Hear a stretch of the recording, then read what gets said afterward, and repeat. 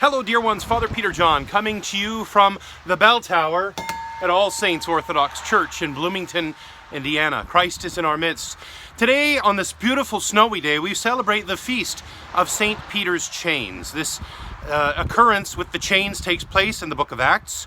Herod the king had executed James, the brother of the Apostle John, and this greatly pleased the Jews, we're told in Acts. And so Herod decided that he was going to arrest St. Peter as well, and after Passover, bring him out for trial, judgment, execution. And so here we find St. Peter then. He is under guard, probably close to 40 soldiers guarding him in the prison. It's currently the middle of the night, and he is chained between two guards. Some would say even that he was chained to the guards. And he's just waiting death. It's not a, well, I wonder what will happen kind of scenario. He is awaiting death. That's what's happening here. It is almost sure to end with his martyrdom. Well, God uses this opportunity to show us that with him, nothing will be impossible.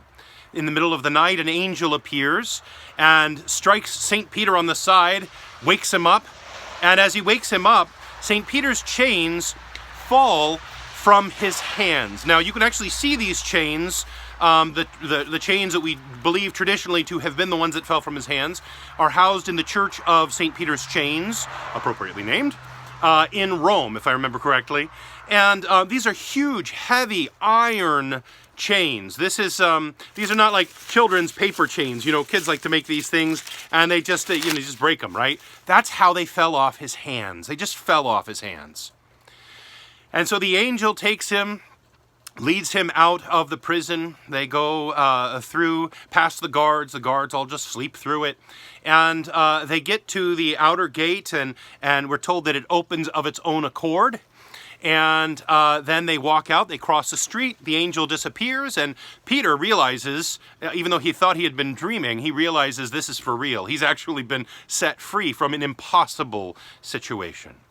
So what's our takeaway for this? Well, wherever we are in life, sometimes we find ourselves feeling like we are in an impossible situation, an inescapable scenario, that we are in a place where there is no hope, that there's nothing possibly that can be done to fix things in our life, in our family, in our society, our city, our country, or in the world, right?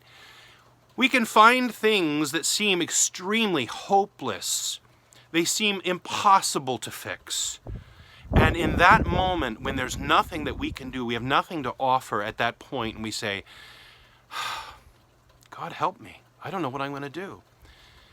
God finds a way. You know, Jesus in the church, his title is Jesus Christos, that's his name, Jesus Christ, Nika. That means the conqueror or the victorious one. The prayer after the baptism, during the baptismal service, the prayer says that we will be made warriors invincible. Warriors in the sense of spiritual warfare. That we will be warriors invincible. And so, brothers and sisters, no matter where we are, if we are in Christ, we're going to be okay. Because we are with the victorious one. My hope and my prayer is that you will remember this gospel, that you will call it to mind, that it will be a comfort, that it will be strengthening to your heart, to your soul, that we will remember St. Peter, who was in an impossible situation, and God showed us through him in this situation that with God nothing will be impossible. Christ is in our midst.